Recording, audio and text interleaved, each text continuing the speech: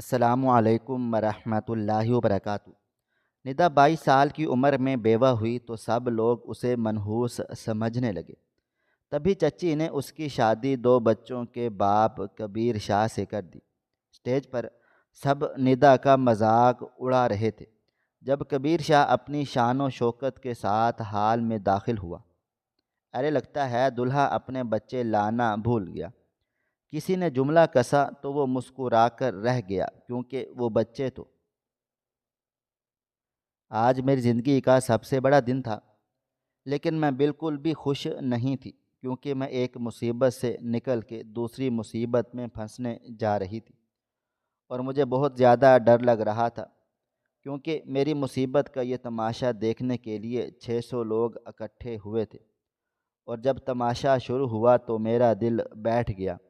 مجھے پتہ تھا کہ آج مجھے بہت ذلت اٹھانی پڑے گی، اور اس کے بعد ہواؤں نے ایسا رخ بدلا کہ وہی 600 لوگ سب کے سب میرے سامنے۔ میرا نام ندا ہے، میں اپنے خاندان کی سب سے خوبصورت لڑکی تھی، مگر میری قسمت نے کبھی میری اس خوبی کا ساتھ نہیں دیا۔ جب بھی میں آئینہ دیکھتی تو خود سے سوال کرتی کہ آخر یہ خوبصورتی میرے کسی کام کیوں نہیں آتی۔ میرے رشتہ داروں میں سب یہی کہتے کہ ندا بہت حسین ہے، لیکن اس کے نصیب میں سکون نہیں ہے۔ ہم ہمیشہ ایسے خاندان میں رہے جہاں لڑکیاں زیادہ اور لڑکے بہت کم تھے، اور ہر لڑکی کسی نہ کسی طرح اپنی زندگی سنوار چکی تھی۔ صرف میں تھی جو ہر بار پیچھے رہ جاتی تھی۔ میری عمر کہ تقریباً 20 کزنز تھیں جنہوں نے میں نے اپنی بہنوں کی طرح سمجھتی تھی، مگر ان سب کی زندگی مجھ سے کہیں بہتر تھی۔ کسی کے پاس اچھے کپڑے تھے، کسی کے پاس اپنی گاڑی تھی، اور کسی کے پاس ایسا شوہر جو اسے ہاتھوں کی لکیروں کی طرح عزیز رکھتا تھا۔ جب میں ان سب کو دیکھتی تو دل کے کسی کونے میں حسرت سی جاگ اٹھتی تھی۔ میں سوچتی تھی کہ کاش میرے نصیب میں بھی ایسا کچھ ہوتا، مگر میری تقدیر جیسے مجھ سے خفا تھی۔ ماں باپ غریب تھے، اور غربت نے ہمیں ہمیشہ نیچا دکھایا تھا۔ میں نے بچپن سے لے کر جوانی تک کبھی کوئی نیا سوٹ نہیں پہنا۔ ہر عید پر، ہر شادی پر، ہر موقع پر میں اپنی کزنوں کے اترے ہوئے کپڑے پہنتی رہی۔ جب وہ پرانے ہو جاتے تو کسی ایک کے دل میں رحم آتا، اور وہ کہہ دیتی کہ یہ ندا کو دے دو، اسے شاید کام آ جائے۔ میں خاموشی سے وہ کپڑے لے لیتی تھی، دل میں شکر کرتی تھی کہ چلو کچھ تو مل گیا، مگر جب میں وہ کپڑے پہنتی اور کہیں ان کے سامنے آ جاتی تو وہ تن سے کہتی، ارے یہ تو ہمارا سوٹ تھا نا، ہم نے تو پھینک دیا تھا، اچھا تمہارے پاس آ گیا۔ میں زور زبردستی مسکرا دیتی، مگر اندر سے میرا دل جیسے ٹوٹ چکا تھا۔ میری شکل سب سے زیادہ خوبصورت تھی، مگر میری حالت سب سے بری تھی، اور یہی بات مجھے اندر ہی اندر کھا جاتی تھی۔ میں خود کو ان سے کم سمجھنے لگی، ہر وقت احساس کمتری میں رہتی۔ میرے پاس خوبصورتی کے سوا کچھ بھی نہیں تھا، اور خوبصورتی بھلا پیٹ بھرتی ہے نہ قسمت بدلتی ہے۔ میری ماں بہت پہلے دنیا سے چلی گئی، اور بابا جان نے ساری زندگی ہمیں تکلیفوں میں گزاری تھی۔ وہ خود بیمار رہتے تھے، مگر میرے لیے پریشان رہتے تھے۔ جب وہ زندہ تھے تو کم از کم گھر میں ایک سہارا تھا، مگر ان کے چلے جانے کے بعد تو جیسے زمین پاؤں تلے سے سرک گئی ہو۔ میں اکیلی رہ گئی تھی، دنیا کے تانوں کے ساتھ غربت کے بوجھ تلے دبی ہوئی۔ اب میری زندگی پہلے سے بھی زیادہ مشکل ہو گئی تھی، کیونکہ اب مجھے چاچی کے گھر میں رہنا تھا۔ چاچی کو مجھ سے کبھی خاص لگاؤ نہیں تھا، مگر چونکہ بابا جان نے ان سے وعدہ لیا تھا کہ میری وفات کے بعد ندا کو کچھ عرصہ اپنے پاس رکھنا، اس لیے وہ مجبوری میں مان گئی تھی۔ انہوں نے صاف کہہ دیا تھا کہ ندا صرف چند مہینے ہی ہمارے ساتھ رہے گی۔ بابا جان نے اپنی زندگی میں ہی میری شادی طے کر دی تھی، اور میرا نکاح بھی ہو چکا تھا۔ اب بس بابا جان کے سوئم کے بعد میری رخصتی تھی۔ چاچی کو اس بات سے کچھ خاص فرق نہیں پڑتا تھا، وہ روز اپنے طور طریقوں میں مصروف رہتی۔ انہیں پتہ تھا کہ میں چند دن کی مہمان ہوں، اس لیے نہ وہ مجھ سے زیادہ بات کرتی، نہ ہی مجھے اپنے گھر کا حصہ سمجھتی۔ میں دن رات سوچتی رہتی تھی کہ آخر میری شادی کیسی ہوگی، جس کے ساتھ میری شادی ہونے والی ہے۔ کیا وہ مجھے سمجھے گا؟ کیا وہ میری محرومیوں کو محسوس کرے گا؟ یا وہ بھی ان سب کی طرح مجھے کمزور اور لاچار ہی سمجھے گا؟ یہ سوال میرے دل میں بار بار اٹھتا تھا، مگر جواب کسی کے پاس نہیں تھا، کیونکہ قسمت کے فیصلے تو انسان کے بس میں نہیں ہوتے، اور میری قسمت تو جیسے شروع سے ہی مجھ سے ناراض تھی۔ میری شادی کے دن ساری کزنیں خوب بن سنور کر آئی تھیں۔ ہر ایک نے مہنگے جوڑے پہنے ہوئے تھے، کسی کے گلے میں سونا چمک رہا تھا تو کسی کے ہاتھوں میں بھاری بھرکم چوڑیاں تھیں۔ سب ہنسی مذاق میں مصروف تھی، مگر میرے دل میں ایک عجیب سا بوجھ تھا۔ بابا جان کے چلے جانے کا غم ابھی تازہ تھا، اور اسی دکھ نے میرے دل سے خوشی کا احساس بھی چھین لیا تھا۔ میرا نکاح پہلے ہی ہو چکا تھا، اس لیے یہ دن صرف رخصتی کا دن تھا۔ میں نے زیادہ تیاری نہیں کی تھی، بس ہلکا سا میک اپ اور ایک سادہ سا لباس پہنا تھا۔ لیکن جب میرے شوہر حال میں داخل ہوئے تو سب کے چہرے جیسے حیرت سے کھل گئے۔ ان کے چہرے پر رعب بھی تھا اور نرمی بھی، وہ واقعی کسی فلمی ہیرو سے کم نہیں لگ رہے تھے۔ میری کچھ کزنیں جو خود شادی شدہ تھیں، وہ بھی اپنے شوہروں کے ساتھ کھڑی تھیں۔ ان کے شوہر مجھ سے دوگنی عمر کے اور عام سے دکھنے والے مرد تھے۔ جب انہوں نے میرے شوہر کو دیکھا تو ان کے چہرے کے تاثرات بدل گئے۔ ایک دوسرے کو کوہنی مارتے ہوئے بولی، ندا کے نصیب تو دیکھو، اتنا حسین اور جوان شوہر مل گیا۔ کہ کسی کو نصیب پر رشک آ رہا تھا، کسی کے دل میں حسد کے کانٹے چبھ رہے تھے، لیکن میرے چہرے پر کوئی مسکراہٹ نہیں تھی۔ میرا دل غم سے بھرا ہوا تھا۔ میں بس خاموشی سے سب کچھ دیکھ رہی تھی اور دل ہی دل میں سوچ رہی تھی کہ شاید زندگی اب سنور جائے گی، شاید اب میرے دن بھی بدل جائیں گے۔ جب رخصتی کا وقت آیا تو ساری عورتیں آنکھوں میں آنسو لیے میرے گلے لگ رہی تھیں۔ چاچی کے چہرے پر عجیب سا اطمینان تھا، جیسے کہہ رہی ہوں، اچھا ہوا، یہ بوجھ ہمارے سر سے اب اتر گیا۔ میں دل میں سوچ رہی تھی کہ شاید اب وہاں جا کر سکون ملے گا جہاں پر میرے رشتہ دار مجھے نیچے دکھانے کے لیے نہیں ہوں گے۔ گھر سے نکلنے کے بعد ہماری 2 گاڑیاں تیار کھڑی ہوئی تھیں۔ ان کے ہاں رسم تھی کہ دلہا اور دلہن ایک ہی گاڑی میں نہیں بیٹھتے، اس لیے میری ساس نے کہا، ندا بیٹی، تم دوسری گاڑی میں نندوں کے ساتھ بیٹھ جاؤ، اور میرا شوہر اپنے دوستوں کے ساتھ پہلی گاڑی میں بیٹھ گیا۔ میں نے پیچھے مڑ کر ایک نظر ان پر ڈالی تو وہ مسکرا کر ہاتھ ہلا رہے تھے۔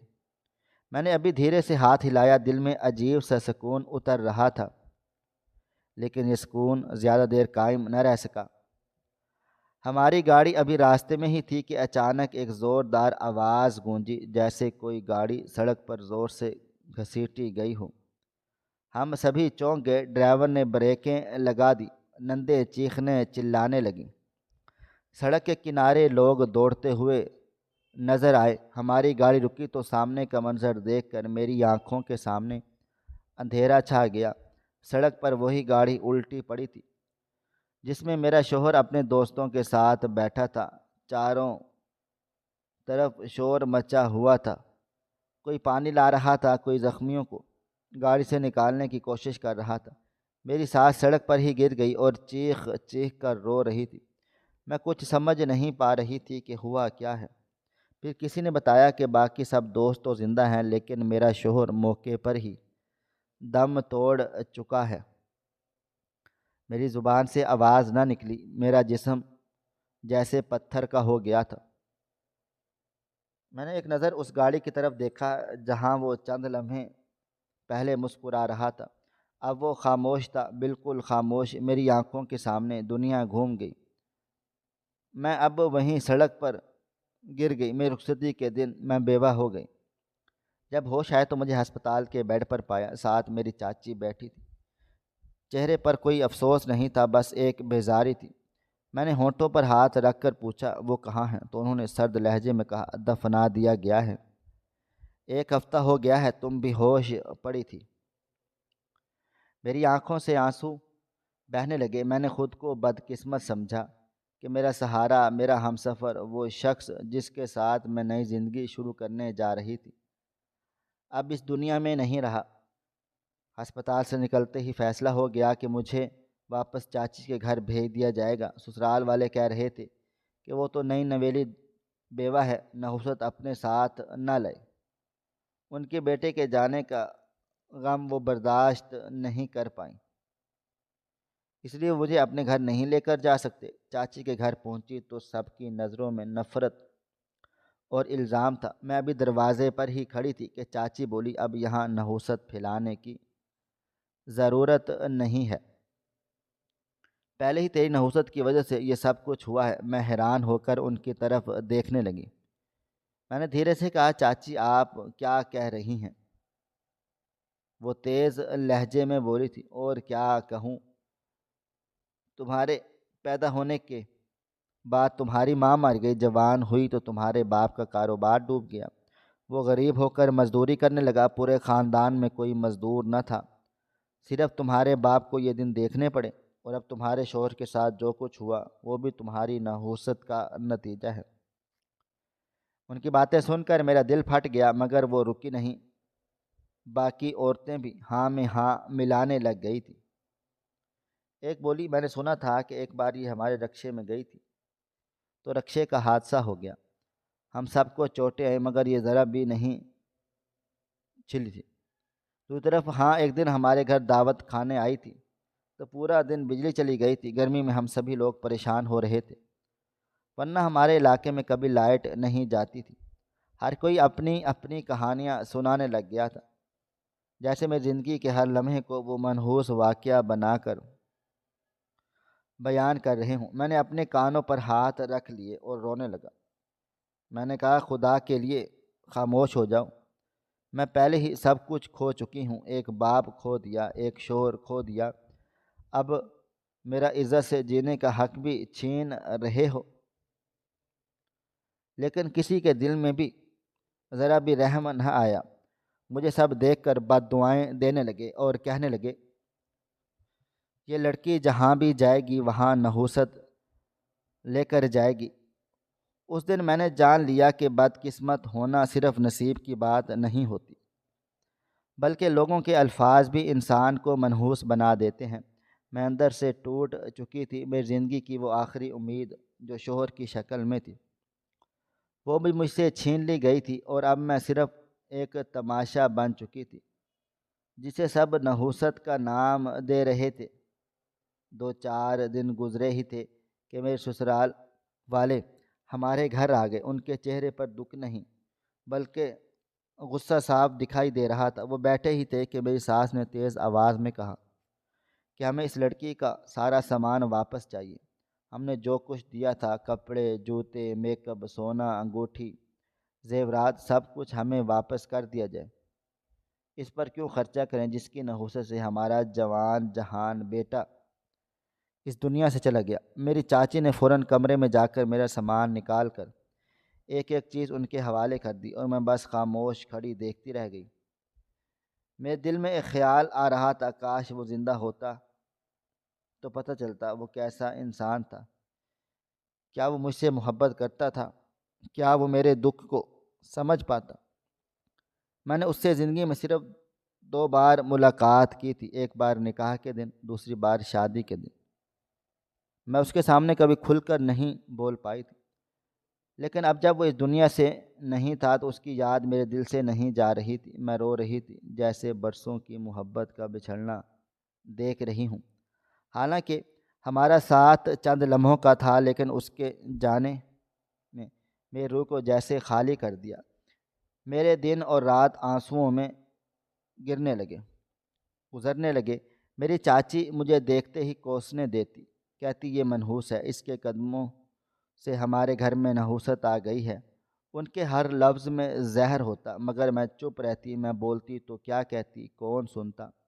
یہاں میری بات، میری چاچی کا بیٹا بھی بیمار رہنے لگا۔ اس نے خود کہا کہ اسے ٹھنڈی آئس کریم سے زکام ہوا ہے، لیکن چاچی ہر وقت یہی کہتی رہتی کہ یہ ندا کی نحوست ہے جو میرے بیٹے کو لگی ہے۔ میرے چاچا ویسے تو زیادہ بات نہیں کرتے تھے، مگر وہ میری حالت کو دیکھ کر کبھی کبھی مجھے دلاسا دیتے تھے۔ وہ چاچی کو روکنے کی کوشش کرتے کہ ایسی باتیں مت کیا کرو، بیچاری پہلے سے ہی غم زدہ ہے، مگر چاچی باز نہ آتی۔ وہ کہتی تھی اب اس کا کیا کرنا ہے، نہ اس کے ماں باپ ہیں نہ سسرال ہیں۔ میں تو کہتی ہوں کہ یہ گھر سے نکل جائے، کہیں دور چلی جائے، ورنہ پتہ نہیں اور کس کا حال کیا ہو جائے گا۔ میرے چچا جان نے نرمی سے کہا وقت گزرنے دو، پھر کوئی اچھا رشتہ دیکھیں گے اس کے لیے۔ اس کے باپ کی آخری خواہش تھی کہ اس کی بیٹی اپنے گھر والی ہو جائے، مگر چاچی نے تن سے کہا ہاں گھر کی تو ہو جائے گی، مگر دیکھنا وہاں بھی کچھ نہ کچھ ہو جائے گا، کیونکہ جہاں یہ جائے گی نحوست ساتھ لے کر جائے گی۔ میں راتوں کو جا کر اللہ تعالیٰ سے سوال کرنے لگی کہ یا اللہ، کیا میں واقعی منحوس ہوں؟ کیا میری غیر موجودگی سے ہی لوگوں کی زندگیاں برباد ہو رہی ہیں؟ میں اپنی زندگی کے ہر واقعے کو یاد کر کے خود کو مجرم سمجھنے لگی۔ ماں کی موت، بابا جان کا چلے جانا، شوہر کا حادثہ، سب جیسے ایک زنجیر بن گئے تھے اور ہر کڑی مجھ پر الزام بن کر پڑ رہی تھی۔ میری ہمت ٹوٹنے لگی، لیکن میں پھر بھی برداشت کر رہی تھی۔ وقت گزرتا چلا گیا، 6-7 مہینے گزر گئے۔ وہ مہینے میری زندگی کے سب سے مشکل دن تھے۔ چاچی پورا دن مجھ سے گھر کے کام کاج کرواتی، برتن دھلوا کر کہتی یہ سب کچھ کر، کیونکہ وہ تو مفت کی روٹیاں کھا رہی ہے۔ کام ختم ہوتا تو تانے شروع ہو جاتے اور میں روز رات کو تھک ہار کر رو پڑتی، مگر میرے آنسوؤں کی قیمت کسی کے نزدیک کچھ بھی نہ تھی۔ پھر ایک دن چاچا نے کہا کہ ایک رشتہ آیا ہے۔ لڑکا پہلے سے شادی شدہ ہے، 2 بیٹے ہیں، 8 اور 6 سال کے، مگر وہ بہت امیر آدمی ہے۔ اس کا نام کبیر شاہ ہے۔ چاچی نے کہا امیر تو ٹھیک ہے، ہمیں کیا مطلب، وہ 2 بچوں کا باپ ہے، ہم نے تھوڑے پالنے ہیں اس کے بچے، ہمیں تو بس اس نحوست سے جان چھڑانی ہے۔ اگر وہ چاہتا ہے تو آج ہی ہاں کر دو۔ میں نے سنا تو میرا دل دہل گیا، مگر میری رائے کوئی پوچھنے والا نہ تھا۔ میں نے آنکھیں نیچی کر کے صرف اتنا کہا کہ جو آپ کو ٹھیک لگے وہ کر لیں، میرے لیے تو پہلے ہی سب فیصلے دوسرے کرتے ہوئے آئے ہیں۔ کبیر شاہ کی ایک بہن باہر کے ملک میں رہتی تھی، وہ ان دنوں پاکستان آئی ہوئی تھی۔ رشتہ دیکھنے کے لیے وہی آئی تھی۔ جب اس نے مجھے دیکھا تو وہ بہت زیادہ خوش ہوئی، اور میں اپنے بھائی کے لیے اتنے رشتے دیکھے، مگر اتنی پیاری اور معصوم لڑکی کہیں نہیں دیکھی۔ تمہیں دیکھ کر تو دل خوش ہو گیا۔ اس نے بتایا کہ کبیر شاہ کو میری تصویر پہلے ہی دکھا دی گئی تھی اور وہ تصویر دیکھتے ہی راضی ہو گیا۔ جو رشتہ پکا ہو گیا۔ انہوں نے کہا کہ چونکہ مجھے واپس جانا ہے، میں بھائی کی شادی کے لیے ہی آئی ہوں، اس لیے ہم زیادہ تاخیر نہیں کریں گے، ہم 1 ہفتے کے اندر اندر شادی کر لینا چاہتے ہیں۔ انہوں نے کہا کہ ولیمہ بعد میں کریں گے، ابھی صرف نکاح اور رخصتی ہی ایک دن ہوگی۔ ایک ہی میرج ہال میں یہ تقریب ہوگی، جہاں دونوں طرف کے لوگ بلائے جائیں گے، کھانا بھی وہی کھلایا جائے گا۔ میرے چچا جان کو یہ بات مناسب لگی، مگر جب کبیر شاہ کی بہن نے کہا کہ میرج ہال کا سارا خرچہ ہم خود دیں گے تو چچا فوراً خوش ہو گئی اور ہاں کہہ دی۔ انہوں نے بعد میں چچا سے کہا کہ پچھلی شادی پر بھی ہم نے کوئی خرچ نہیں کیا تھا، اب دوبارہ کیوں کریں؟ جب دوسرا فریق سب کچھ کر رہا ہے تو ٹھیک ہے، ہمیں کیا اعتراض ہونا چاہیے؟ یوں میری دوسری شادی کی تاریخ طے ہو گئی۔ سب کچھ بہت جلدی ہو رہا تھا، جیسے کسی کو جلدی تھی کہ میری کہانی کا اگلا موڑ فوراً سے آ جائے۔ میری قسمت ایک بار پھر کسی نئے امتحان کے دہانے پر آ کھڑی تھی، اور میں دل میں یہی سوچ رہی تھی کہ شاید اس بار زندگی تھوڑا سا رحم کر لے۔ میرے چاچا بھی ان کا گھر دیکھنے گئے اور کچھ بات چیت بھی کرنی تھی۔ واپس آ کر کہنے لگے گھر تو بہت اچھا ہے، لڑکے کی شکل و صورت بھی اچھی ہے، لیکن اس کے بچے تو خاصے بڑے تھے، وہ اسے بابا بابا کہہ رہے تھے۔ اگر کوئی ہماری بیٹی ہوتی تو ہم اس کی شادی ایسے آدمی سے کرواتے۔ چاچا چاچی سے اکیلے میں باتیں کر رہے تھے، لیکن میں آوازیں سن رہی تھی۔ چاچی کہنے لگی، ہمیں کیا ہے، ہمیں تو بس اس مصیبت سے جان چھڑوانی ہے۔ چاچا نے کہا، اللہ کرے وہ اچھا آدمی ہو، یہ نہ ہو کہ بس اسے اپنے بچوں کی ہی فکر رہے، اپنی بیوی کے بارے میں بھی سوچنے والا ہو۔ چاچی نے بے پرواہی سے کہا، ہمیں کیا، ویسے بھی ماں باپ کسی کا نصیب نہیں خرید سکتے۔ چاچی میرے پاس چلی آئی۔ اس وقت میں اپنی نند کی بھیجی ہوئی مہندی لگوانے والی لڑکی سے مہندی لگوا رہی تھی۔ اس نے مجھے بتایا کہ تمہیں پیغام دیا گیا ہے کہ تم بہت اچھے سے تیار ہونا، دلہن بننا، کیونکہ شادی تو سادگی سے ہو رہی ہے، لیکن دلہن بہت خوبصورت لگنی چاہیے۔ یہ سن کر میرے دل میں ایک لمحے کے لیے خوشی کی لہر دوڑ گئی کہ کم از کم کسی نے چاہا کہ میں اچھی لگوں۔ لیکن ابھی وہ خوشی مکمل بھی نہ ہوئی تھی کہ میری چاچی میرے قریب آ گئی اور طنزیہ لہجے میں بولی، مہندی لگوانے کے بعد نہ کوئی اللہ اللہ کر لینا، کوئی دو چار نفل پڑھ لینا، کوئی منت مان لینا، یہ نہ ہو کہ پچھلی بار کی طرح تمہارا دلہا سب کچھ راستے میں چھوڑ کر ہی دنیا سے روانہ ہو جائے۔ میری آنکھوں میں آنسو بھر آئے۔ مجھے یہ بات بہت بری لگی، لیکن میں چپ رہی کیونکہ میں جانتی تھی اگر میں بولی تو یہ سب مزید میرا مذاق اڑائیں گے۔ میں نے اپنے دل میں ایک عجیب سا خوف محسوس کیا۔ دل بار بار کہہ رہا تھا کہ واقعی کچھ برا نہ ہو جائے، کہیں یہ شادی بھی میری زندگی میں بد نصیبی نہ بن جائے۔ میں سوچنے لگی، اگر واقعی میں بد نصیب ہوں، اگر میری ہی وجہ سے کسی کی زندگی ختم ہوتی ہے، تو پھر میں کیوں کسی کی بربادی کی وجہ بنوں۔ اس رات میں نے بہت ساری دعائیں مانگی۔ میں نے اللہ تعالیٰ سے رو رو کر کہا، یا اللہ اس بار سب ٹھیک کر دے، میرے نصیب میں خیر لکھ دے، اور میں وعدہ کرتی ہوں کہ اگر سب کچھ اچھا رہا تو میں تیرے بندوں کی خدمت کروں گی، میں عبادت کروں گی، بھوکھوں کو کھانا کھلاؤں گی، میں کسی کو بھی دکھ نہیں دوں گی۔ پھر میری شادی کا دن آ گیا، مجھے پارلر بھیج دیا گیا۔ میں نے وہاں بیٹھ کر دلہن کا جوڑا پہنا، میک اپ وغیرہ کروایا، آئینے میں خود کو دیکھا تو دل میں ایک لمحے کو خیال آ گیا کہ میں واقعی بہت خوبصورت ہوں، لیکن فوراً سے وہ خیال بدل گیا کیونکہ مجھے یاد آیا کہ خوبصورتی سے کبھی قسمت نہیں بدلتی میری۔ جب مجھے ہال میں لے جایا گیا تو وہاں سب رشتہ دار آ چکے تھے۔ میری ساری کزنیں موجود تھیں جنہوں نے ہمیشہ مجھے نیچا دکھایا تھا۔ آج بھی ان کے چہرے پر وہی فخر تھا، جیسے وہ پھر کسی تماشے کا مزہ لینے آئی ہوں۔ میں اسٹیج پر جا کر بیٹھی اور میک اپ کے باوجود میرا دل لرز رہا تھا۔ تھوڑی دیر کے بعد ہال کا دروازہ کھلا اور میرا دلہا چلا آیا۔ سب کی نظریں اس پر جم گئیں، کوئی ہنس رہا تھا، کوئی سرگوشیاں کر رہا تھا، کوئی طنز کر رہا تھا، کوئی کہہ رہا تھا کہ دیکھو دو بچوں کا باپ ہے اور ایک کنواری لڑکی سے شادی کر رہا ہے۔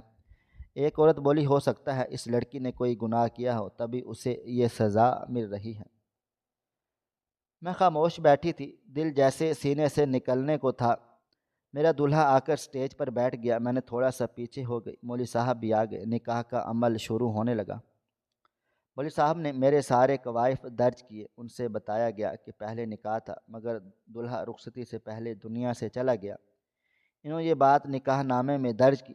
پھر انہوں نے میرے دلہے کی طرف دیکھا اور پوچھا، آپ کی تو بھی دوسری شادی ہے؟ تو وہ بڑے اطمینان سے مسکرایا اور بولا کہ کس نے کہا کہ میری دوسری شادی ہے؟ سبھی لوگ یہ باتیں سن کر حیران رہ گئے۔ مولوی صاحب نے میرے چاچا کی طرف دیکھا اور کہنے لگے، ہمیں تو یہی بتایا گیا تھا کہ آپ کی پہلے شادی ہو چکی ہے اور آپ کے دو بچے بھی ہیں۔ کبیر شاہ نے مسکرا کر کہا کہ کس نے بتایا آپ کو کہ میرے دو بچے ہیں؟ ہم نے تو یہ بات کبھی کہی نہیں۔ میرے چاچا نے کہا کہ وہ بچے آپ کو بابا بابا کہہ رہے تھے۔ اس دن جب میں آپ کے گھر آیا تھا، کبیر ہنسنے لگا اور کہنے لگا، ایسی کوئی بات نہیں، دراصل وہ میرے بڑے بھائی کے بچے ہیں، وہ میری اور بھابھی ایک حادثے میں دنیا سے چلے گئے تھے۔ یہ بچے اس دن ہمارے پاس ہی تھے، اس وقت بہت چھوٹے تھے، تب سے ہی مجھے بابا بابا کہنے لگے۔ میری چاچی نے طنزیہ انداز میں کہا، پھر تم نے ایسی لڑکی سے شادی کرنے کو کیوں ترجیح دی جس کا پہلے بھی نکاح ہو چکا ہے؟ کبیر نے مسکرا کر کہا، تو کیا ہو گیا، نکاح ہوا تھا لیکن رخصتی تو پوری بھی نہیں ہوئی تھی، اور ویسے بھی وہ مجھے پسند آ گئی، مجھے خوبصورت لگی، میں نے دل سے چاہا تو میں نے ہاں کر دی، کیا یہ کوئی برا عمل ہے؟ میری چاچی چپ چاپ ہو گئی اور اس مولوی صاحب سے کہا کہ نکاح کی رسم آگے بڑھائی جائے۔ مولوی صاحب نے کبیر کی طرف دیکھا کر پوچھا کہ آپ حق مہر کتنا لکھوانا چاہتے ہیں؟ کبیر نے نرمی سے جواب دیا، جتنا لڑکی چاہے۔ جب مجھ سے پوچھا گیا تو میں خاموش ہو گئی، میرا دل دھڑک رہا تھا۔ اس نے میری طرف دیکھ کر کہا کہ میں 1 کروڑ روپیہ حق مہر لکھوانا چاہتا ہوں تاکہ لڑکی کو اپنی سیکیورٹی کا احساس ہو، اور مجھے کوئی مسئلہ نہیں ہے اتنا زیادہ حق مہر لکھوانے سے۔ پورا حال خاموش ہو گیا، سب کی نظریں کبیر شاہ پر تھیں۔ میری ساری کزن، سارے رشتہ دار، سب کے کان کھڑے ہو گئے۔ 1 کروڑ حق مہر کا سن کر سب کے سب چہروں کے رنگ بدل گئے۔ کسی کا بھی اتنا بڑا حق مہر نہیں لکھا گیا تھا۔ سب کے دلوں میں حیرت تھی، ان کے لب کھلے کے کھلے رہ گئے۔ انہوں نے مزید کہا کہ ہم 15 تولے سونا بھی لکھوانا چاہتے ہیں، جس میں 10 تولے ابھی دیں گے اور باقی 5 تولے کچھ وقت کے بعد دیے جائیں گے۔ سب کے چہرے پر حیرانی تھی، جیسے ان کے منہ کھل کر پیروں تک پہنچ چکے ہوں۔ میری کزنیں، جنہیں ہمیشہ میری کمزوریوں پر ہنسی آتی تھی، وہ آج خاموش تھیں۔ کبیر شاہ نے بڑے پر اعتماد لہجے سے کہا، اگر لڑکی کو کوئی شرط ہے تو وہ بتا سکتی ہے، باقی میں الگ گھر میں رہتا ہوں، میرے بہن اپنے گھر میں رہتی ہے، گھر کی مکمل مالک یہ ہوگی۔ میرے بچوں کی پرورش کا بوجھ اس پر نہیں ہوگا کیونکہ ان کے لیے الگ نوکرانی ہے، اسے بس گھر کے کاموں کی نگرانی کرنی ہوگی اور میرے ساتھ بیوی بن کر زندگی گزارنی ہوگی۔ یہ سب لوگ ایک دوسرے کو دیکھنے لگے جیسے انہیں یقین نہ آیا ہو کہ ایسا شخص بھی ہو سکتا ہے جو ایک عام سی لڑکی کے لیے اتنا کچھ کرنے کو تیار ہے۔ کیونکہ میں واقعی کبیر میں کوئی کمی نہ تھی، وہ امیر تھا، تعلیم یافتہ تھا، خوبصورت تھا، کاروباری تھا، اور جب یہ بات سامنے آئی کہ وہ 2 بچوں کا باپ نہیں بلکہ ایک غلط فہمی تھی تو سب لوگ حیران رہ گئے تھے۔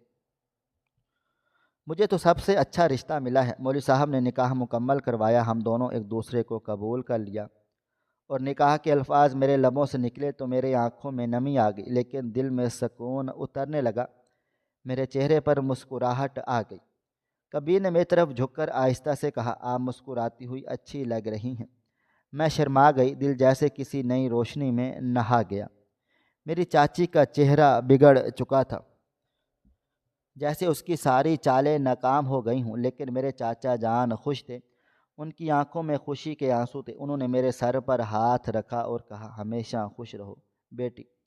چاچا نے سب کے سامنے کھڑے ہو کر کہا، آج یہ بات ثابت ہو گئی کہ میری بھتیجی منحوس نہیں ہے، کیونکہ اگر ایسا ہوتا تو قسمت اس کا اتنا ساتھ کبھی نہ دیتی، کتنا اچھا انسان اس کی زندگی میں آتا، اس کے نصیب میں تو روشنی لکھ دی گئی تھی، لیکن ہم لوگوں نے اپنی کم عقلی سے اسے اندھیروں میں دھکیل دیا تھا۔ میرے چاچا کی باتوں نے پورے حال کو خاموش کر دیا۔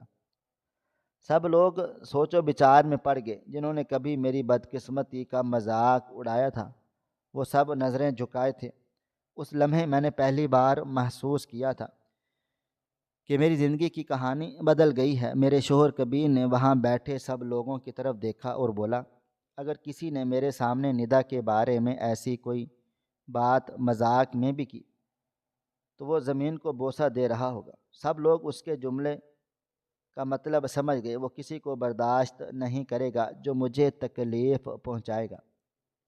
میری آنکھوں میں پہلی بار سکون اترنے لگا، میں نے محسوس کیا کہ میرے لیے کوئی کھڑا ہے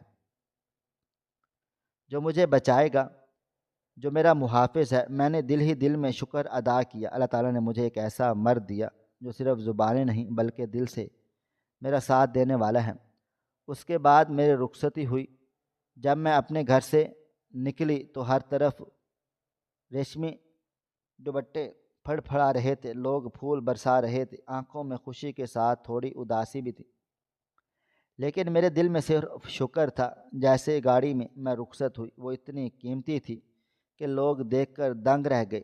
خالی اس گاڑی کی قیمت ہی 70 لاکھ روپے تھی۔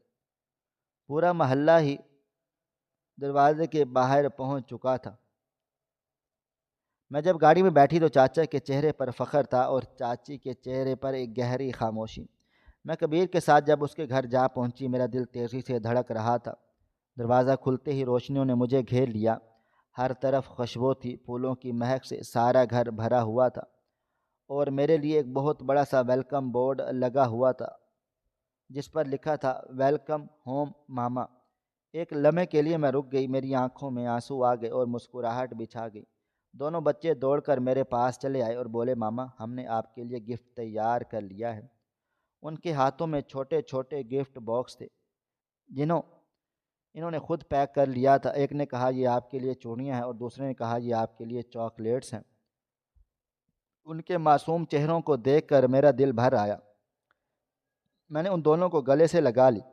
کبیر کی بہن جو میری نند تھی وہ بھی مسکرا کر میرے قریب چلی آئی اور بولی ندا تم بہت خوش قسمت ہو، کبیر بہت اچھا انسان ہے، وہ بہت محبت کرتا ہے، کبھی تمہیں دکھ نہیں دے گا، تم ہمیشہ خوش رہو گی۔ اس نے میرا ماتھا چوما اور کہا اب تم ہمارے گھر کی خوشبو ہو۔ اس نے یہ بھی بتایا کہ وہ اگلے دن واپس جا رہی ہے کیونکہ اس کی فلائٹ ہے اور ظاہر ہے وہ یورپ میں رہتی ہے تو اسے وہاں کے بہت سارے معاملات دیکھنے ہوتے ہیں۔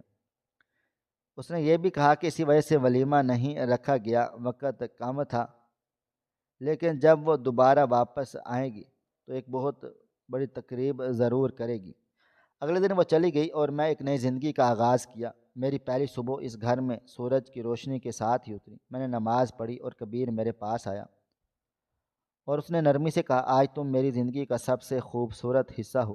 میں نے اس کے چہرے کی طرف دیکھا، وہ مسکرا رہا تھا۔ اس کے انداز میں اتنا سکون تھا کہ میں کچھ لمحوں کے لیے سب کچھ بھول گئی۔ اس نے میرے لیے ناشتہ خود تیار کروایا۔ دسترخوان پر وہ میرے ساتھ بیٹھا، ہر لقمہ مجھے اپنے ہاتھوں سے کھلاتا رہا اور بار بار کہتا رہا کہ اب تمہیں کبھی کوئی دکھ نہیں ہونے دوں۔ جب مکلاوے کی رسم کے لیے مجھے چاچی کے گھر جانا تھا تو کبیر نے اصرار کیا میں تمہارے ساتھ چلوں گا، لیکن رسم کے لحاظ سے مجھے اکیلے جانا تھا۔ اس نے مجھ سے وعدہ لیا کہ میں زیادہ دیر نہیں رکوں گی۔ میں نے ہاں کہا اور میرے لیے بہت سارے تحفے تحائف کرنے لگا، فروٹس کے بڑے بڑے باکس، مٹھائیاں، بچوں کے لیے کھلونے اور گفٹ پیک سب گاڑی میں رکھوا دیے۔ جب میں چاچی کے گھر پہنچی تو وہ مجھے دیکھ کر حیران رہ گئی۔ وہ خاموش کھڑی تھی، اس کے چہرے پر شرمندگی صاف دکھائی دے رہی تھی۔ کبیر کے بھیجے ہوئے تحائف دیکھ کر اس کی آنکھوں میں رشک سا آ گیا، لیکن اس نے کچھ بھی نہ کہا، نہ معافی مانگی، نہ کوئی نرمی دکھائی، بس خاموش بیٹھی رہی۔ شام کے وقت تک کبیر مجھے لینے آ گیا۔ جب وہ دروازے پر پہنچا تو اس کے ہاتھ میں گلابوں کا گلدستہ تھا۔ اس نے ہنستے ہوئے کہا تمہارے بغیر تو میرا دن نہیں گزرا، دوبارہ مجھے چھوڑ کر مت جانا۔ چاچی کے سامنے وہ محبت سے میری طرف دیکھ رہا تھا اور اس کے لہجے میں اتنا خلوص تھا کہ چاچی کی آنکھیں نیچی ہو گئیں۔ اس کے بعد ہم لوگ ہنی مون کے لیے گئے، مری اور نران کغان جیسے عام مقامات پر نہیں بلکہ سنگاپور چلے گئے۔ وہاں کی روشنیاں، درختوں پر لگی لائٹس اور سمندر کی لہریں، سب کچھ خوابوں کے جیسا لگ رہا تھا۔ کبیر نے مجھے وہاں شہزادیوں کے جیسا محسوس کروایا۔ ہم کشتی میں بیٹھے سمندر کے کنارے کھانا کھاتے رہے، رات کو ہوٹل کی بالکنی سے پورے شہر کی روشنیوں کو دیکھتے رہے اور باتیں کرتے۔ وہ بار بار کہتا ندا تم میرے لیے اللہ تعالیٰ کی سب سے بڑی نعمت ہو۔ میں نے ہاتھ پکڑ کر کہا شاید میں نے زندگی میں پہلی بار سکھ کا سانس لیا ہے۔ میں چاہتی تھی کہ وقت تھم جائے اور یہ لمحے کبھی ختم نہ ہوں۔ میں نے کبیر کو بتا دیا تھا کہ میری کزن نے میرے ساتھ کیسا رویہ رکھا اور خاندان والوں نے مجھے کیسے نیچا دکھانے کی کوشش کی، لیکن اب وقت بدل گیا تھا۔ اب میں ایک امیر اور عزت دار انسان کی بیوی بن چکی تھی، اور یہ سچ ہے کہ عورت کو معاشرے میں عزت تب ہی ملتی ہے جب اس کا شوہر معتبر ہو۔ کبیر کے ساتھ میرا ہر لمحہ سکون اور خوشی سے بھرپور تھا۔ اب وہی کزن جو کبھی مجھے تانے دیتی تھی اور جن کے لہجے میں حقارت ہوتی تھی، اب ہر روز فون کر کے میٹھے بول بولتی تھیں۔ کبھی کہتی ندا تم سنگاپور سے ہمارے لیے کیا لاؤ گی؟ کبھی کہتی ہیں کہ اب جب واپس آ گئی ہو تو ہماری شادی کی دعوت رکھنا چاہتے ہیں، دولہا بھائی کو بھی ساتھ میں لانا۔ میں نے کبیر کو یہ سب بتایا تو وہ بہت سکون سے مسکرا کر کہنے لگا، ندا، میں تمہیں کبھی بھی کہیں جانے سے نہیں روکوں گا۔ تم میری بیوی ہو، میری عزت ہو، اور میں ان مردوں میں سے نہیں ہوں جو اپنی بیوی پر پابندیاں لگاتے ہیں، لیکن تم نے خود بتایا ہے کہ ان لوگوں نے تمہیں کتنا دکھ دیا ہے، تو اب ان کے گھر جانے کی کوئی ضرورت نہیں ہے، کیونکہ وہ تمہیں دیکھ کر پھر کوئی ایسی بات کر دیں گے جس سے تمہارا دل دکھے گا، اور میں نہیں چاہتا کہ تمہاری آنکھوں سے خوشی کی چمک غائب ہو جائے۔ پھر وہ کہنے لگا کہ مجھے ان سب سے ڈر نہیں ہے، مگر ندا، میں نہیں چاہتا کہ تمہیں ان کی نظر لگے، کیونکہ میری خوشی تمہارے چہرے کی مسکراہٹ سے ہے۔ میں نے کبیر کی بات سنی تو میرے دل میں اس کے لیے مزید احترام بڑھ گیا۔ میں نے سب کزنوں کو صاف کہہ دیا کہ میرے پاس وقت نہیں ہے۔ وہ بات سمجھ گئیں اور شاید انہیں احساس بھی ہو گیا کہ انہوں نے میرے ساتھ غلط رویہ رکھا تھا، لیکن میں اب ان کے لالچ یا فائدے کے لیے تیار نہیں تھی۔ کبیر کے گھر میں مجھے کسی چیز کی کمی نہیں تھی۔ ان کے 2 بچے پہلے سے تھے جنہوں نے میں نے دل سے اپنی اولاد مان لیا۔ وہ دونوں بہت تمیزدار اور پیارے بچے تھے۔ ان کی اپنی روٹین تھی، صبح اسکول جاتے، شام کو ٹیوشن پڑھتے، پھر قاری صاحب آ جاتے اور قرآن پاک پڑھنے کے بعد تھوڑا سا ٹی وی دیکھ کر سو جاتے۔ ان کی دیکھ بھال کے لیے ایک آیا بھی رکھی گئی تھی، اس لیے میری ذاتی وقت میں کوئی کمی نہیں تھی، لیکن جتنا وقت میں ان کے ساتھ گزارتی وہ وقت بہت اچھا گزرتا تھا۔ ہم نے سنڈے کو ہمیشہ فیملی ڈے بنایا لیا تھا۔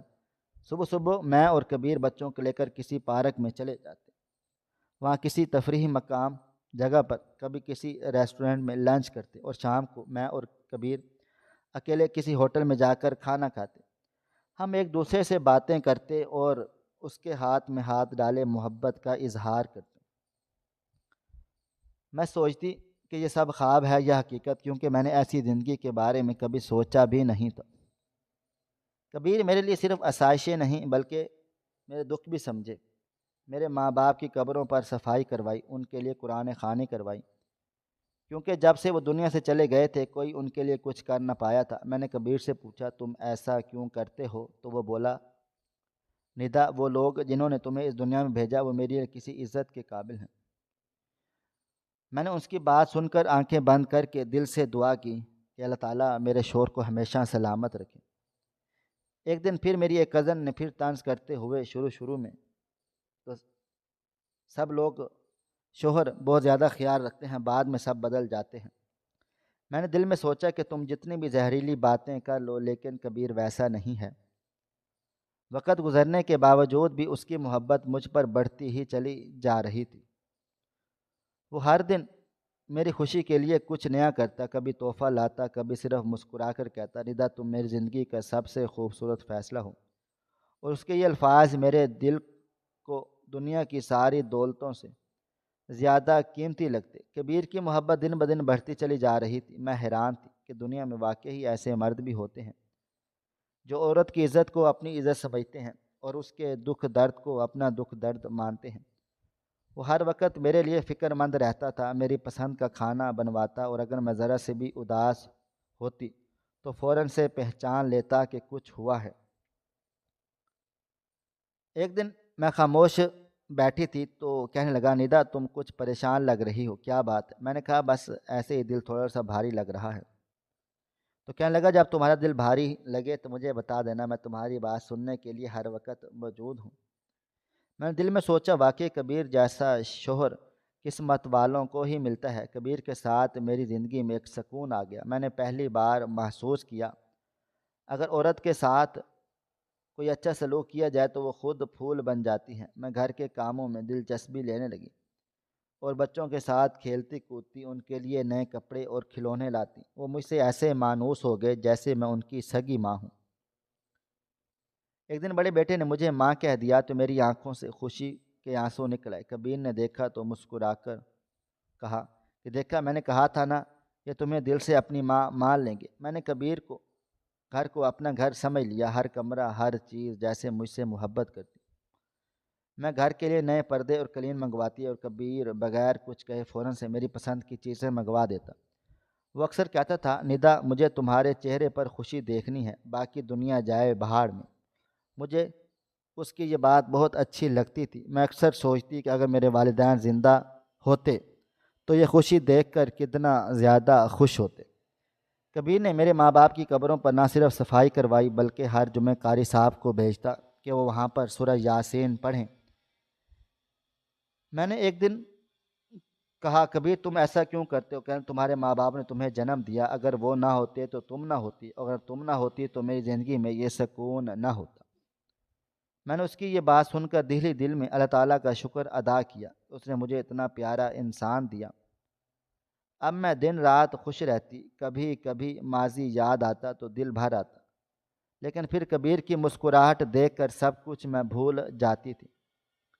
میری وہی کزن جو مجھے پہلے تانے دیتی تھی اب مجھ سے دوستی کرنے کے لیے بےتاب رہتی۔ ایک دن ان میں سے ایک نے کہا، ندا تمہاری قسمت تو جیسے بدل گئی۔ میں نے ہنس کر کہا کہ قسمت نہیں، یہ میرا رب ہے جس نے مجھے عزت دی ہے اور کبیر جیسا شوہر عطا کیا ہے۔ میری بات سن کر وہ خاموش ہو گئی۔ شاید اسے احساس ہو گیا کہ دنیا کی دولت سے زیادہ قیمتی چیز عورت کی عزت اور سکون ہوتا ہے۔ اللہ تعالیٰ نے مجھ پر کرم کیا اور میں ماں بننے والی تھی۔ مجھے اس بات کا یقین ہوا تو میری خوشی کی کوئی حد نہ رہی۔ میں سجدے میں گر کر اللہ تعالیٰ کا شکر ادا کرنے لگی کہ جس رب نے میرے نصیب بدل دیے اس نے مجھے یہ سب سے بڑی خوشخبری بھی دی۔ کبیر کو جب معلوم ہوا تو وہ خوشی سے رو پڑا۔ وہ میرے پاس آیا اور میرا ہاتھ اپنے دل پر رکھ کر کہنے لگا، ندا اگر اللہ نے چاہا تو ہماری بیٹی آئے گی۔ میں بیٹی چاہتا ہوں کیونکہ میرے پاس پہلے ہی 2 بیٹے ہیں، لیکن ایک بیٹے کی کمی محسوس کی ہے۔ میں نے اس کے چہرے پر ایسی خوشی دیکھی جو لفظوں میں بیان نہیں ہو سکتی۔ اس کے بعد کبیر نے میرا اتنا خیال رکھنا شروع کر دیا کہ جیسے میں کسی شیشے کے محل میں ہوں۔ ہر وقت میری طبیعت پوچھتا، مجھے آرام کرنے کا کہتا، میرا ہر پسندیدہ کھانا میرے سامنے ہوتا۔ اگر کبھی میں کچھ بولے بغیر خاموش رہتی تو فوراً کہتا، ندا تمہیں کچھ چاہیے؟ تمہارا دل کچھ کھانے کو چاہ رہا ہے تو بس بتا دو، وہ خود جا کر لا دیتا۔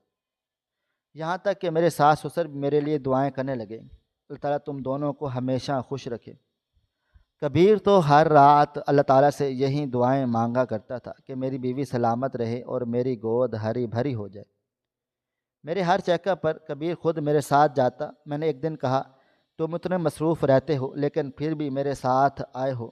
تو وہ ہنس کر کہنے لگا، ندا دنیا کی کوئی مصروفیت میری بیوی اور میری ہونے والی اولاد سے بڑی نہیں۔ میں جب بھی اسے دیکھتی تھی تو دل سے سوچتی تھی کہ واقعی اللہ تعالیٰ نے مجھے ایک سچا ہم سفر دیا ہے جس کے دل میں میرے لیے عزت بھی ہے، محبت بھی ہے۔ مہینے گزرتے چلے گئے اور آخر کار وہ دن آ گیا جس دن اللہ تعالیٰ نے ہمیں ایک رحمت سے نوازا۔ ایک خوبصورت سی بیٹی نے آنکھ کھولی۔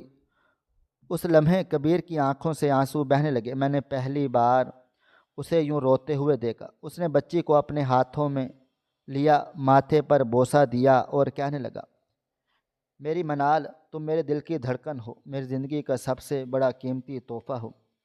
اس کے لہجے میں ایسی محبت تھی کہ پورا کمرہ نور سے بھر گیا۔ میں نے دل ہی دل میں اللہ تعالیٰ کا شکر ادا کیا کہ اس نے مجھے اتنا پیارا رشتہ دیا ہے۔ جب ہم لوگ گھر واپس آئے تو پورا گھر خوشیوں سے گونج اٹھا۔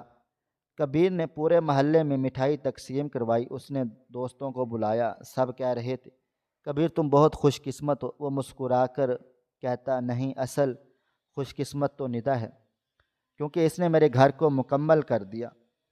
منال کے دونوں بھائی اس پر جان چھڑکتے، ہر وقت اس کے پاس بیٹھے رہتے، کبھی اس کے ہاتھ پکڑتے، کبھی اس کے گالوں کو چھوتے اور کہتے، یہ ہماری شہزادی ہے، ہم اس کی ہر بات مانیں گے۔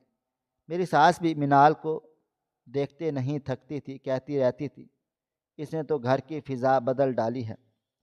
یہ تم واقعی ہی نصیبوں والی ہو، اللہ نے تمہیں وہ خوشیاں دی ہیں جن کے لیے لوگ عمر بھر ترستے رہتے ہیں۔ کبیر نے بچی کے لیے ایک الگ کمرہ تیار کروایا تھا جس میں گلابی سفید بستر اور ایک چھوٹا سا جھولا رکھا گیا۔ ہر چیز ایسے لگ رہی تھی جیسے کسی خواب کا حصہ ہو۔ میں جب بھی منال کو گود میں لیتی تو مجھے لگتا تھا کہ اللہ تعالیٰ نے میرے سارے دکھوں کا ازالہ اسی ننھی سی ہنسی میں کر دیا ہے۔ کبیر منال سے اتنی محبت کرتا تھا کہ دفتر سے واپسی پر سیدھا اس کے کمرے میں جاتا، اسے گود میں اٹھاتا، کبھی اس کے ننھے ہاتھ چومتا تو کبھی اس کی آنکھیں دیکھ کر کہتا، میری بیٹی تم میرے لیے روشنی ہو، میں تمہارے بغیر ایک لمحہ نہیں رہ سکتا۔ اس کے چہرے پر جو نرمی تھی وہ میرے دل کو سکون دیتی تھی۔ اب عورت ہیں، اللہ تعالیٰ نے میرے صبر کا ایسا صلہ دیا کہ میری زندگی مثال بن گئی تھی۔ میرے شوہر کی محبت، میری اولاد کی ہنسی، میرے گھر کی رونق اور میری بیٹی کی مسکراہٹ، سب اللہ تعالیٰ کے کرم سے تھا۔ میں نے دل ہی دل میں کہا، یا اللہ تیرا لاکھ لاکھ شکر ہے، تو نے مجھے عزت دی، محبت دی، گھر دیا، شوہر دیا، اور سب سے بڑھ کر وہ رحمت دی جس نے ہمارے گھر کو خوشیوں کا گہوارہ بنا دیا ہے۔